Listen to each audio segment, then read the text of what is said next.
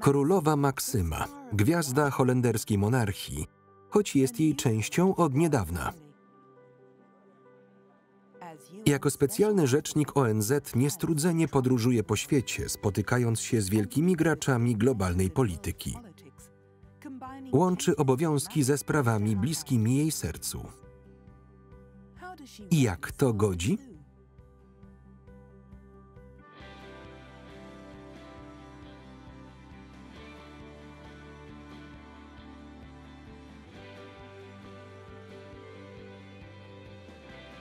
Zawód królowa. Maksyma, królowa Niderlandów. Bangladesz, lipiec 2019 roku. Kraj w Azji Południowo-Wschodniej borykający się ze skrajnym ubóstwem i trudnymi warunkami życia.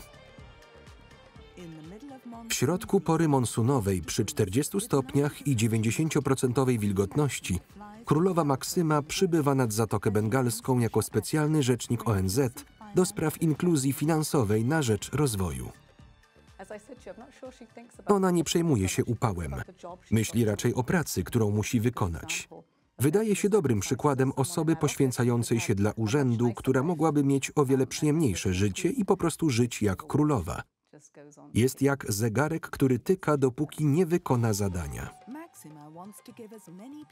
Maksyma chce zapewnić jak największej liczbie osób dostęp do usług finansowych, w tym ubezpieczeń i pożyczek, aby osoby te mogły zakładać własne małe firmy. Musimy zastanowić się, w jaki sposób wesprzeć całą waszą pracę, aby umożliwić faktyczną inkluzję finansową w przyszłości. Jest kilka rzeczy, które chciałabym z wami omówić w najbliższych dniach i usłyszeć, co wy o tym myślicie.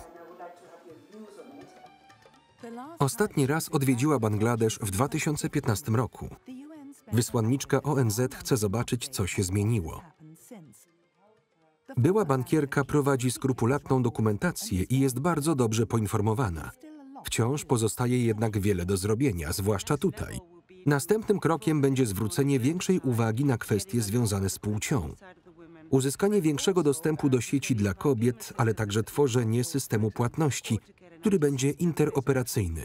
Czy też stworzenie systemu identyfikacji, do którego dostęp będą miały wszystkie podmioty z sektora prywatnego. Wszystko po to, by włączyć całą populację do systemu.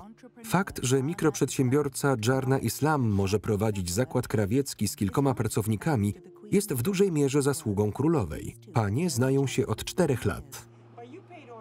Spłaciłaś wszystkie kredyty, nie masz już żadnych długów, prawda? Po tym, jak jej mąż zachorował, rodzina Jarny popadła w poważne kłopoty finansowe. Kiedy ją poznałam, przyznano jej kilka kredytów i mogła zacząć odkładać. Dzięki temu była w stanie założyć firmę tekstylną z 8 pracownikami w 2015 roku. Teraz, 4 lata później, ma ich już 16. Była w stanie oszczędzać, powiedziała, że kupiła dom, zdołała opłacić edukację swojej wielodzietnej rodziny, co uczyniło z niej silną kobietę i cieszę się, widząc tego efekty.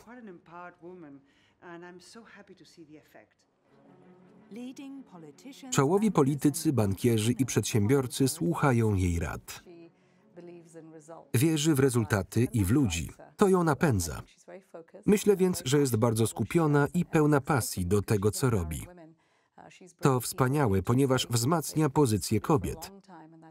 Wprowadza ludzi w obszary, z których przez długi czas byli wykluczeni, a to oznacza wzmocnienie pozycji i zyski.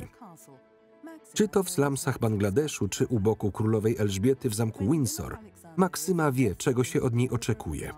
Kiedy Wilhelm Aleksander zostaje odznaczony orderem Podwiązki, ona z szacunku trzyma się z tyłu. W końcu to jej mąż otrzymuje ten zaszczyt. Innym razem zajmuje honorowe miejsce. Jak tutaj obok królowej na wyścigach konnych Royal Ascot. Wszystkie oczy są zawsze zwrócone na nią. Maksyma dodała blasku holenderskiej rodzinie królewskiej. Król doskonale zdaje sobie z tego sprawę. Jest dla mnie wszystkim. Moje szczęście rodzinne, moje dzieci, wszystko jej zawdzięczam. Jest moją przyjaciółką i partnerką. To wyjątkowa kobieta. Jestem szczęśliwy, że ją poznałem i że zechciała spędzić ze mną życie.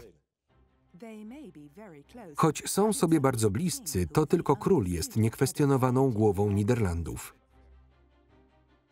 Rola monarchy jest szczegółowo określona w konstytucji. Co jednak z obowiązkami jego żony, królowej?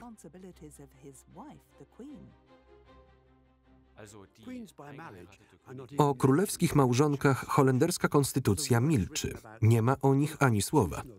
Z konstytucyjnego punktu widzenia Maksyma jest nikim. Konstytucja odnosi się jedynie do głowy państwa, króla. Kto więc decyduje o tym, co wolno Maksymie? Zasadniczo kwestie te są ustalane nieoficjalnie. Może to zabrzmieć nieco dziwnie, ale istnieją pewne niepisane umowy. Tak jak Wilhelm Aleksander, Maksyma również jest członkiem Rady Stanu, organu, który doradza rządowi. Ale czy Maksyma naprawdę ma coś do powiedzenia? Nie powinniśmy przywiązywać zbyt dużej wagi do tej roli. Członkowie rodziny królewskiej są w tej radzie, ale nie mają prawa głosu. Maksyma może słuchać i być poinformowana, ale nie może podejmować decyzji. Nie może też wyrażać opinii politycznych.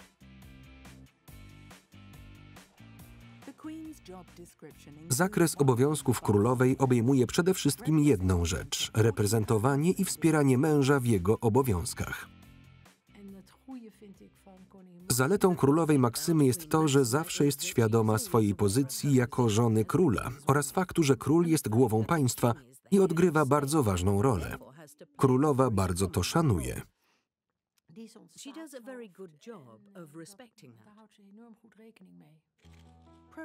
Protokół określa, kto jest pierwszy.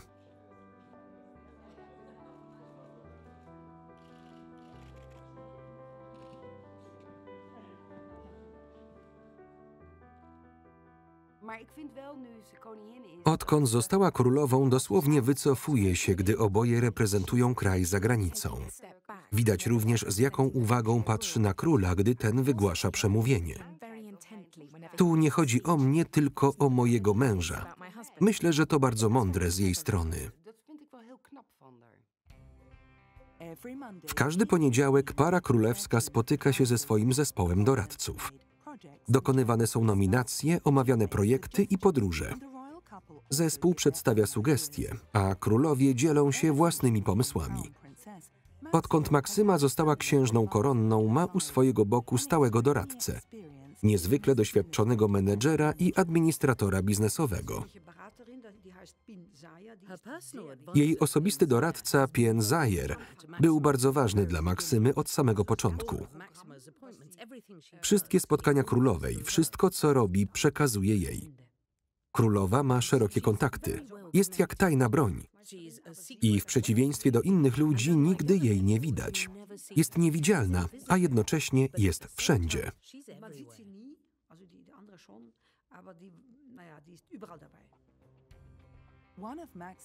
Maksymie zwykle towarzyszy również jedna z dam dworu. Jest to pozycja honorowa, niepłatna, ale wiążąca się z określonymi obowiązkami.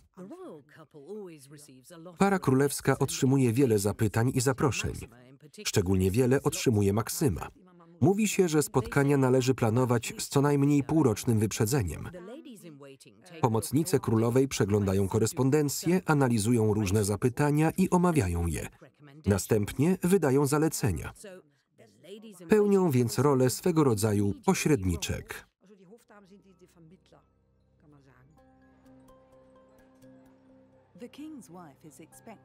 Od żony króla oczekuje się czegoś więcej niż tylko uśmiechów i uścisków dłoni. Musi też być użyteczna. Obywatele Niderlandów tego właśnie oczekują. Królowa powiedziała mi, że uwielbia to, że żaden dzień pracy nie jest dla niej typowy.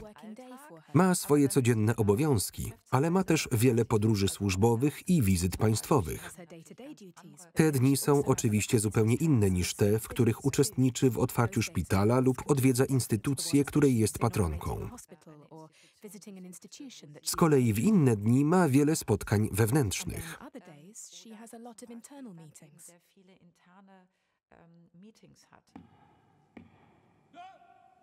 Jego Wysokość Król. W 2013 roku Wilhelm Aleksander zostaje królem, pierwszym mężczyzną na tronie od ponad 100 lat. Maksyma zaś zostaje królową. To był niezwykły dzień. Wyjątkowe, jedyne w swoim rodzaju wydarzenie. Wszyscy byliśmy wzruszeni. Maksyma wyglądała tego dnia niezwykle dostojnie. Była piękna.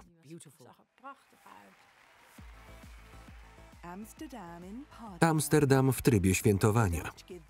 Holendrzy ciepło witają nowego króla i królową.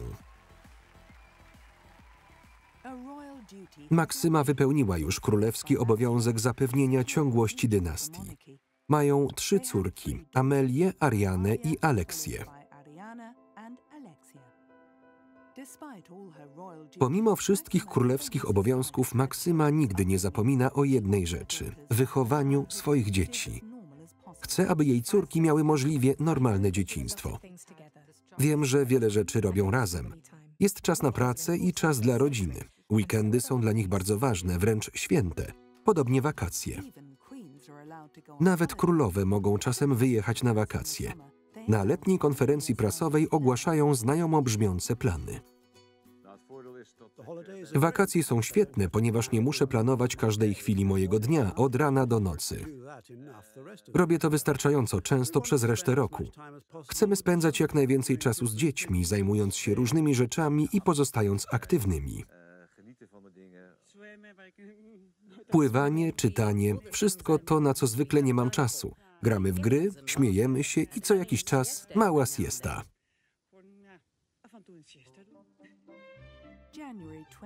Styczeń 2019 roku. Przeprowadzka do nowo urządzonego pałacu Huis-ten-Bosch. Dzieci są teraz bliżej swojej szkoły, publicznej placówki. Czy jednak życie szkolne może być dla księżniczek normalne? Przykładowo ochroniarze zostali poinstruowani, że jeśli księżniczki zrobią coś wbrew szkolnym zasadom, nie powinni mówić o tym Maksymie ani Wilhelmowi. Ci nie chcą o tym słyszeć. Ich córki powinny mieć prawo do popełniania błędów. Król podkreśla, że on sam też tak dorastał. Z drugiej strony dziewczynki są świadome swojej wyjątkowości. Najstarsza już w przedszkolu wiedziała, że pewnego dnia zostanie głową państwa. Jej dzieciństwo nigdy nie będzie do końca normalne. Tylko nieliczni wiedzą, co dzieje się za murami pałacu.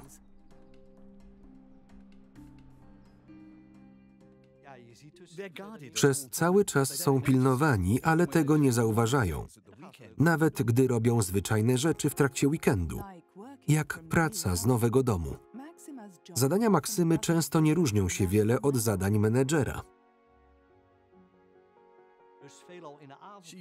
Wieczorami zwykle pracuje dla ONZ i prowadzi wideokonferencje z Waszyngtonem i Nowym Jorkiem. To dobra pora ze względu na dużą różnicę czasu. Inna część jej pracy. Obowiązkowe sesje zdjęciowe dla prasy i obywateli. Odbywają się one jednak tylko 2 razy w roku. W lutym, kiedy są na nartach w Austrii, i w lipcu przed wakacjami.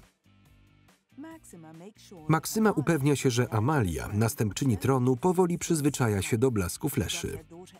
Czy jej córce podoba się rola księżniczki koronnej? Wciąż nie pogodziłam się z faktem, że to naprawdę moje życie, ale wiem, że mam też dużo szczęścia. To ekscytujące życie? Czasami tak. Jak to? Powiedziałam czasami. Jeśli coś stanie się królowi, Maksyma zajmie jego miejsce, dopóki księżniczka Amalia nie osiągnie pełnoletności. Była to jednogłośna decyzja parlamentu. 27 kwietnia korona i społeczeństwo świętują urodziny króla. Co roku w innym miejscu. Jednak to królowa jest zawsze w centrum uwagi. Jest urodzoną gwiazdą, uwielbia kamerę i występy publiczne. Pod tym względem wyprzedza swojego męża.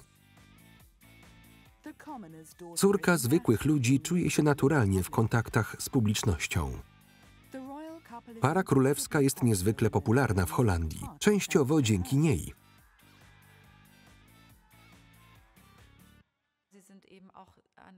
Są sobie bardzo oddani i wspierają się w tym, co robią. Ona nie jest tylko ozdobą króla. Można wyczuć ogromny wzajemny szacunek. Kiedy Maksyma wyjeżdża w podróż służbową, towarzyszą jej kamery. Holendrzy powinni widzieć, że para królewska pracuje. W końcu za to im płacą. 367 000 euro rocznie to pensja Maksymy plus dodatkowe wydatki. Jej harmonogram jest zaplanowany do ostatniej minuty.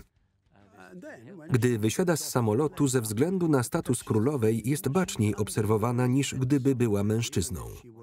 Ludzie skupiają się na jej stroju. Jej wygląd jest poniekąd jej wizytówką.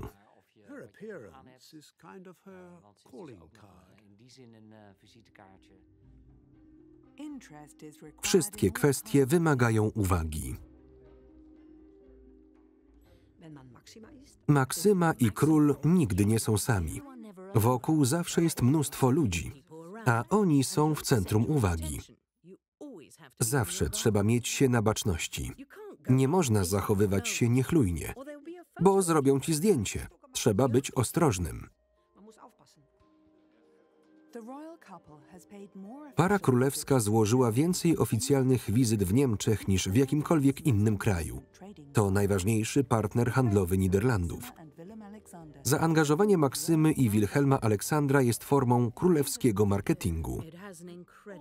Udział monarchii jest istotny. Zwykle towarzyszy im delegacja handlowa. Król i królowa otwierają wiele furtek, które w przeciwnym razie pozostałyby zamknięte dla holenderskiej gospodarki i kultury. Ich obecność ma ogromne znaczenie.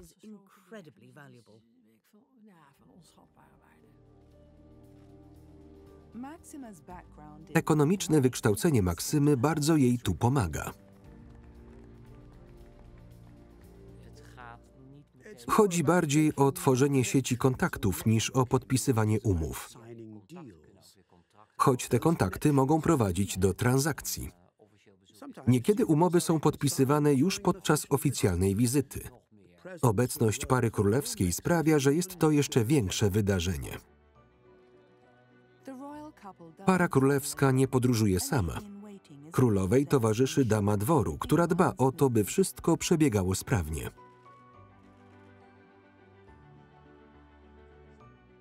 Damy dworu mają za zadanie podtrzymać prezenty lub płaszcz, gdy robi się gorąco. Lub podać królowej płaszcz, gdy jest zimno. Podczas przyjęć, na których Maksyma rozmawia z ludźmi, dama dworu pilnuje czasu i podpowiada, czy kontynuować, czy może porozmawiać z inną osobą.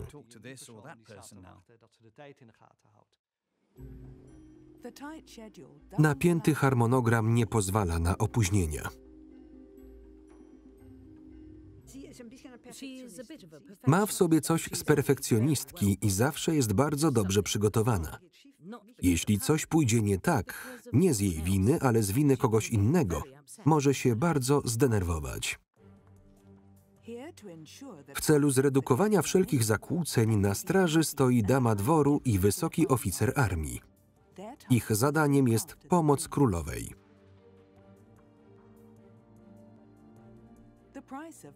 Cena popularności, stała obecność ochrony. Niewzruszona Maksyma dalej wykonuje swoją pracę.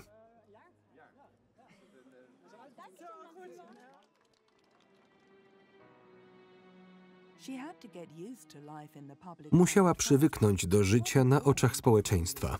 Nie urodziła się do roli królowej. Maksyma dorastała w Buenos Aires. Jej katolicka rodzina ma hiszpańsko-włoskie korzenie. Rodzice nie byli szczególnie zamożni, ale doczekali się licznego potomstwa. Maksyma, 2 braci, 1 siostra i 2 przyrodnie siostry z pierwszego małżeństwa jej ojca. Uczęszczała do elitarnej szkoły prywatnej. Wkrótce poznała tam dziewczyny z argentyńskiej elity.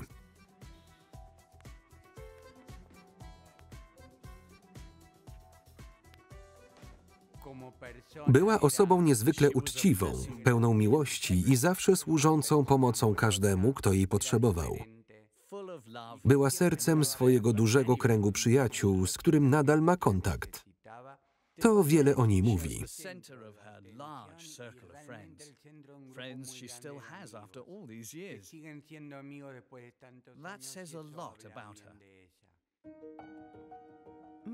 Maksyma studiowała ekonomię na renomowanym papieskim katolickim Uniwersytecie Argentyny w Buenos Aires.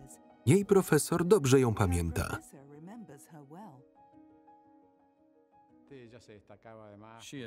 Przyciągała uwagę. Była wysoką i ładną młodą kobietą. Interesowały ją też bardzo kwestie ekonomiczne i społeczne. Pamiętam, że jej grupa była jedną z najlepszych, jakie kiedykolwiek prowadziłem. Była zdecydowanie dobrą uczennicą, a ja byłem wymagającym nauczycielem. Serce Buenos Aires. Jedna z wielu argentyńskich dzielnic biedoty. Mieszkają tu głównie ubodzy imigranci z sąsiednich krajów. Jest to również świat, w którym dorastała Maksyma. Jako 14-latka wychowywałam się w Argentynie i widziałam, jak hiperinflacja i często nie najlepsza sytuacja mikroekonomiczna doprowadzały ludzi do ubóstwa i odbierały im możliwość włączenia się w życie gospodarcze i budowania przyszłości dla siebie. Wtedy postanowiłam studiować ekonomię i być może kiedyś zostać ministrem finansów.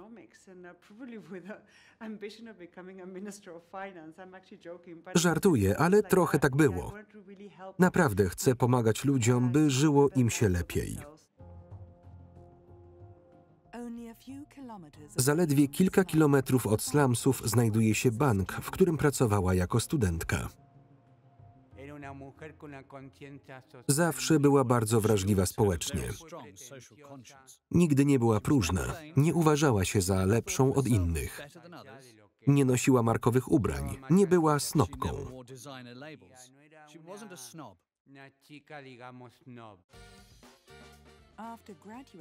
Po ukończeniu studiów ekonomicznych wyruszyła w wielki świat, do Nowego Jorku.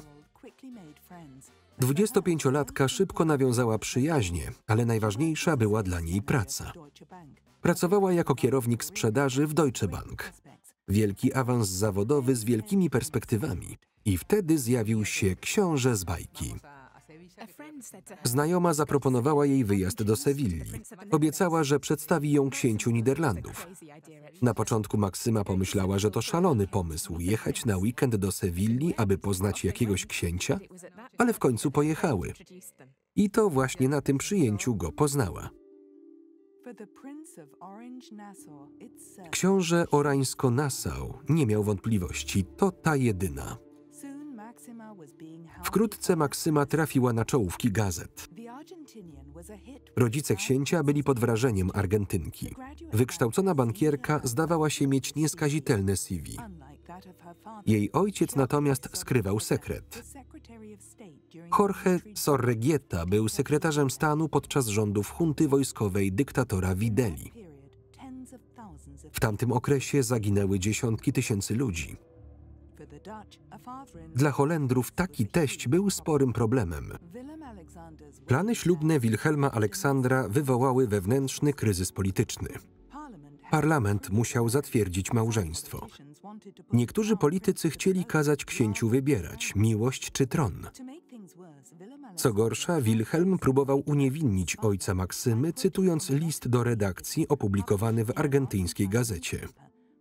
Okazało się jednak, że list został napisany przez samego byłego dyktatora Videle. Wkrótce potem, w dniu zaręczyn, Wilhelm Aleksander i Maksyma wzięli udział w konferencji prasowej. Byłam na tej konferencji. Weszli razem do sali, a my wszyscy czekaliśmy. Atmosfera była lodowata. Spojrzenia obecnych mówiły, no dalej, tłumaczcie się. Następnie wygłosili wcześniej przygotowane przemówienie. Mój ojciec nie weźmie udziału w naszym ślubie, choć nie będzie to łatwe dla mojej rodziny. Kluczowe pytanie. Czy książę koronny żałuje, że zacytował dyktatora?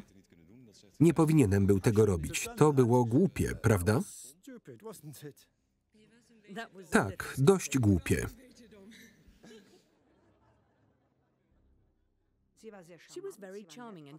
Była bardzo czarująca i mówiła po holendersku. Wszyscy byli zdumieni. Siedziałam tam, czując, jak atmosfera się ociepla, aż nagle zrobiło się naprawdę gorąco i wszyscy byli podekscytowani. Zdała test.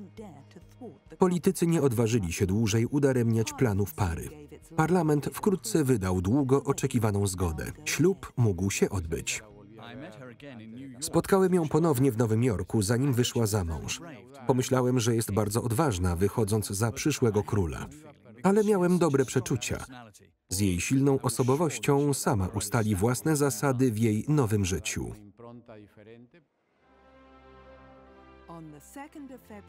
2 lutego 2002 roku Wilhelm Aleksander i Maksyma stają przed ołtarzem.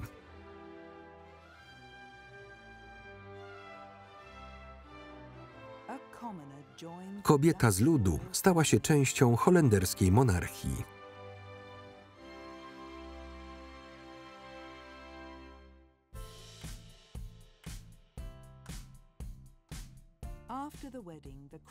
Po ślubie księżna udała się w podróż, aby poznać kraj i jego mieszkańców. Kim pani jest? Żoną księcia. Księżna Maksyma? Maksyma, tak. Na zdjęciach wygląda pani inaczej. Naprawdę? Cóż, może to przez brzuszek.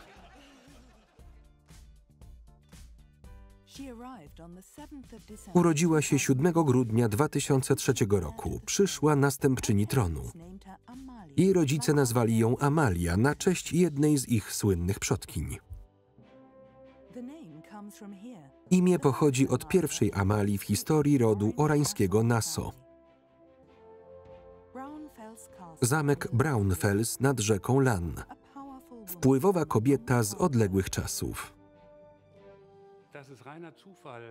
Myślę, że to nie przypadek, że przyszła królowa ma na imię Amalia. Moim zdaniem istnieje bezpośredni związek. Nasza Amalia miała wiele pozytywnych cech. Z pewnością dobrym pomysłem było nazwanie następczyni jej imieniem.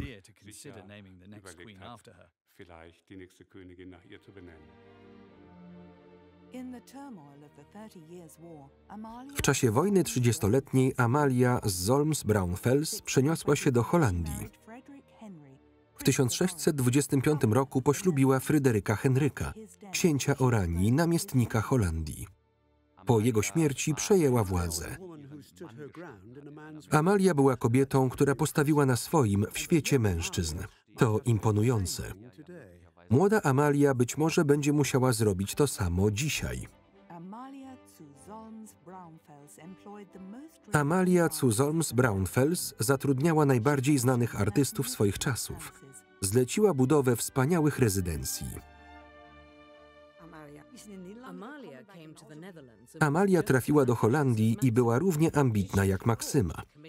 Ukształtowała dwór, zleciła budowę pałacu, w którym obecnie mieszka młoda Amalia. Amalia z Solms przyniosła Holandii królewski splendor. Z pewnością jest wzorem do naśladowania. Zarówno dla pokolenia Maksymy, jak i tych, które dopiero nadejdą. Szczęśliwa passa kobiet na holenderskim tronie rozpoczęła się w XIX wieku. Po Emmie na tronie zasiadały kolejno Wilhelmina, Juliana i Beatrycze. Podążając śladami Beatrycze, Maksyma nauczyła się, jak wykonywać swoją pracę.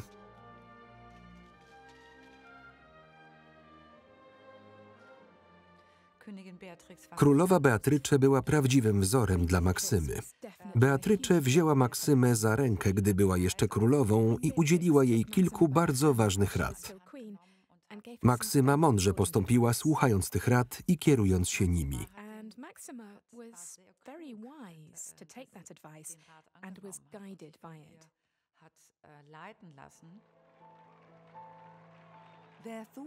Mówi się, że nawiązały one bliską przyjaźń. W Maksymie Beatrycze ujrzała samą siebie. Dogadują się bardzo dobrze. Obie uważają, że korona zasługuje na większą uwagę.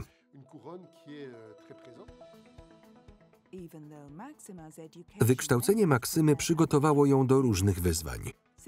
Od 2009 roku pełni ona funkcję specjalnego rzecznika ONZ do spraw inkluzji finansowej na rzecz rozwoju z własnym biurem i zespołem w Nowym Jorku.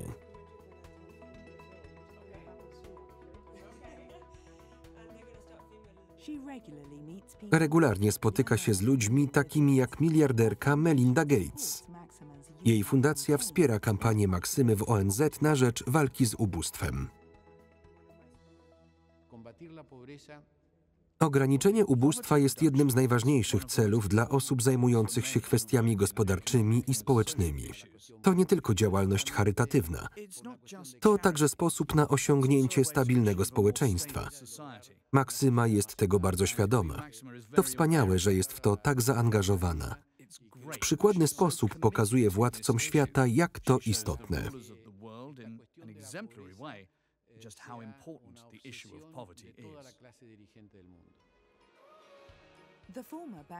Była bankierka wie, co robić nawet w Bangladeszu. Jako wysłanniczka ONZ przeprowadza badania i sprawdza wyniki podjętych działań. Dzięki nowoczesnej technologii wiele osób może teraz przelewać pieniądze przez telefon.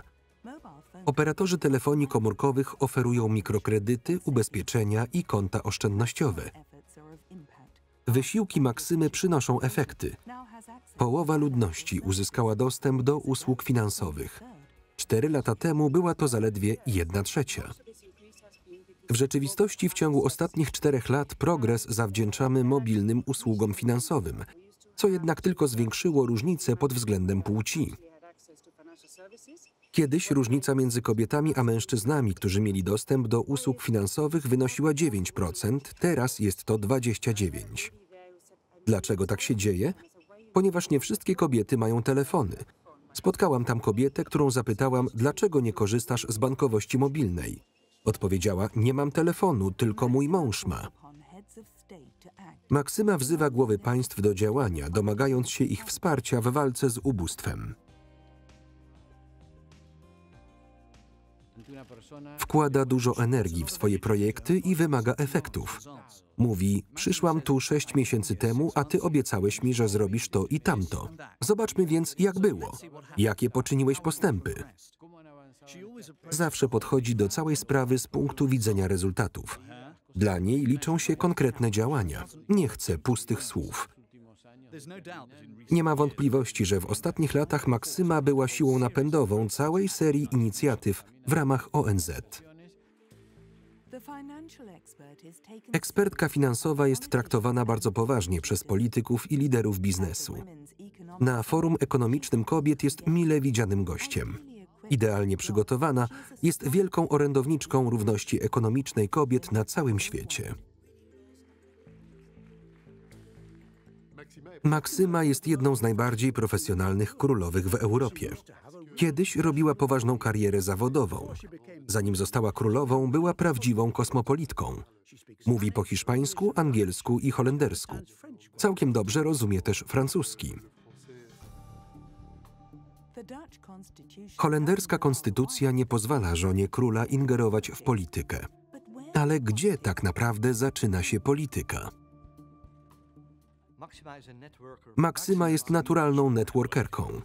Zawsze chce poznać jak najwięcej osób tak szybko, jak to możliwe. Dlatego regularnie jeździ na Światowe Forum Ekonomiczne w szwajcarskim Davos, gdzie spotykają się głowy państw. Nie musi wtedy jeździć po całym świecie. Może chodzić od pokoju do pokoju i rozmawiać z każdym.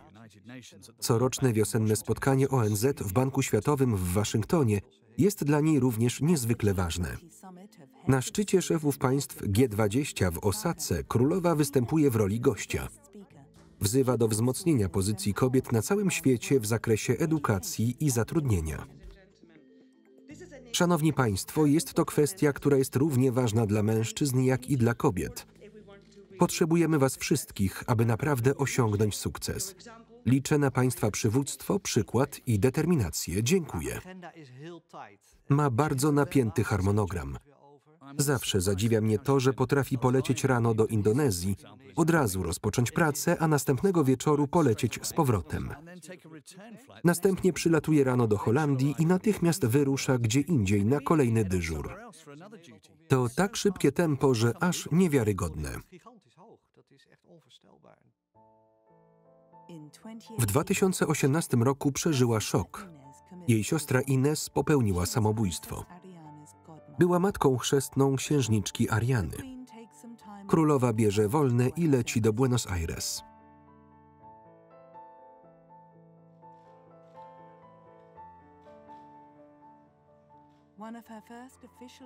Jedna z pierwszych oficjalnych wizyt po śmierci Ines. Maksyma odwiedza szpital. Królowa jest wyraźnie poruszona, ale rozmawia z dziennikarzami o śmierci swojej siostry.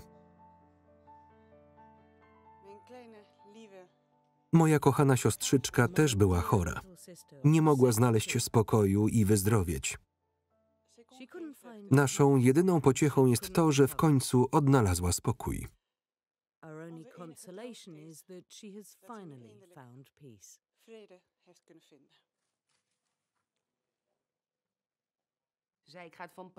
Na początku chciała odczytać swoje oświadczenie, ale ostatecznie tego nie zrobiła. To było bardzo odważne, bardzo ludzkie. Później odwiedziła ośrodek prewencji samobójstw. Depresja wciąż jest tematem tabu, ale królowa uczyniła z niej temat publiczny.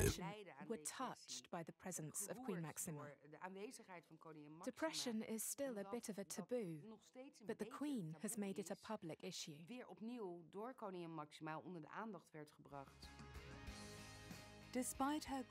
Pomimo żałoby kontynuuje swoje obowiązki. Po raz kolejny tematem są finanse. Jako honorowa przewodnicząca platformy Smarter in Money Matters zachęca dzieci do nauki, jak postępować z pieniędzmi. Niektóre dzieci mają trudności z obchodzeniem się z pieniędzmi. Może ma królowa jakieś fajne wskazówki. Jedną z fajnych rzeczy, mam nadzieję, że szkoły to zrobią, jest rozmawianie o pieniądzach w klasie. Na naszej stronie można zapoznać się z ważnymi danymi. Dobrze jest też porozmawiać o tym z rodzicami. Powinniście znać ryzyko i wiedzieć, że oszczędzanie jest ważne. Należy też zastanowić się nad tym, na co wydajemy pieniądze. Jako była bankierka i matka 3 córek, Maksyma chce również dawać przykład, jeśli chodzi o kwestie finansowe. Maksyma powiedziała, że zawarła ze swoimi córkami umowę finansową. Mają coś w rodzaju listy rzeczy, za które płacą same i inną listę, którą opłacają rodzice. W Holandii również wiele gospodarstw domowych jest zadłużonych. Wierzy, że umiejętne zarządzanie pieniędzmi jest kluczowe. Skupiając się na dzieciach, ucząc je, jak założyć konto oszczędnościowe, co dzieje się z odsetkami i jak inwestować, dociera się nie tylko do dzieci, ale także do dorosłych.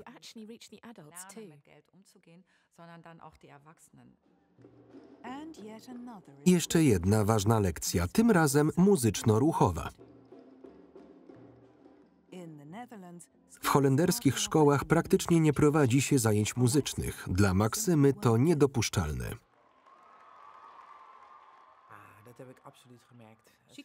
Pochodzi z kraju, w którym dorasta się w otoczeniu muzyki i tańca, kraju o ognistym temperamencie. To wspaniałe, że wykorzystuje własne doświadczenia, aby przekazać swój entuzjazm i radość z muzyki wszystkim dzieciom w Niderlandach.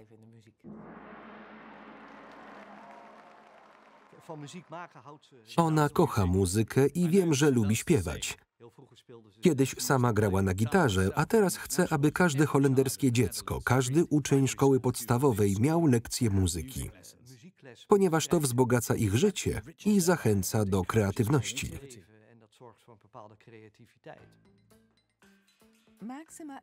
Maksyma jest również honorową prezeską fundacji More Music in the Classroom.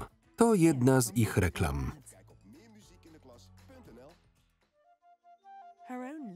Jej własny salon przekształcono w studio telewizyjne. Wszystko w szczytnym celu.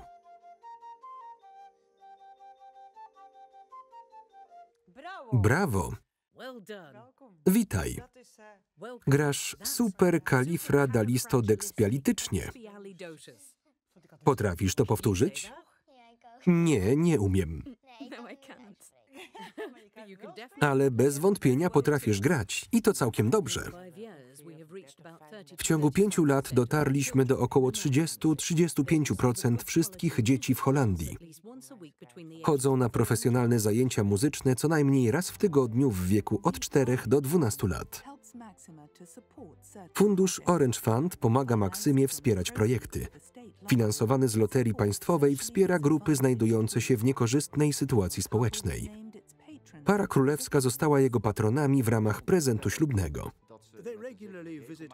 Regularnie odwiedzają organizacje, zwykle raz w miesiącu, czasem częściej. Chcą poznać wolontariuszy, którzy ciężko pracują, a także chcą usłyszeć historię tych, którzy otrzymują pomoc.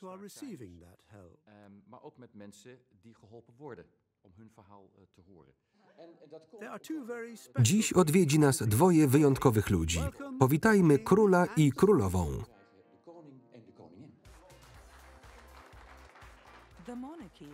Para królewska potrafi zaskakiwać.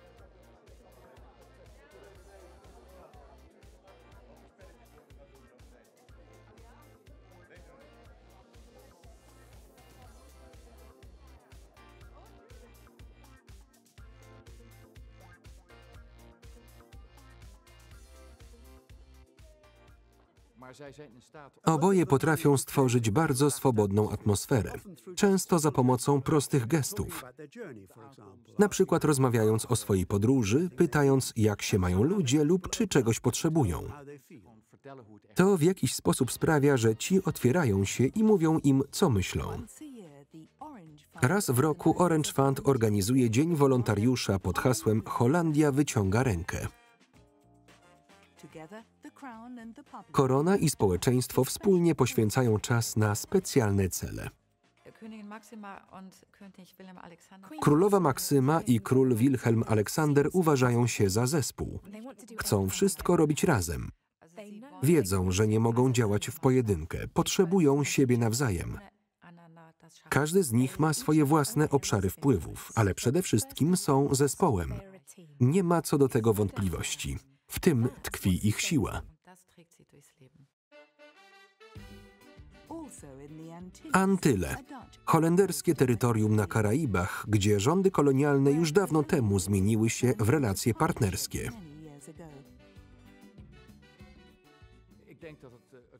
Para królewska daje ludziom poczucie przynależności. Stanowią dla nich symbol ważnego połączenia.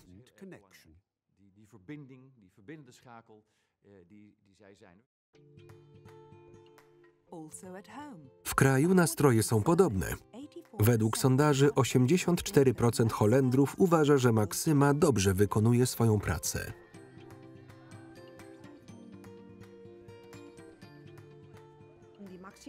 Maksyma jest bardzo ambitna, w dobrym tego słowa znaczeniu. Potrzebuje tej ambicji, aby odnieść sukces w swojej roli. Jest również bardzo charyzmatyczna, co bardzo pomaga jej we wszystkich obowiązkach, absolutnie we wszystkim, co robi.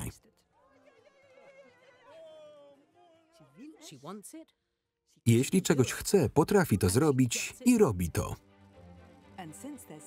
A ponieważ nie ma górnej granicy wieku dla zawodu królowej, ma czas, by działać dalej. Tekst polski Aleksandra Urbańczyk. Czytał Maciej Więckowski.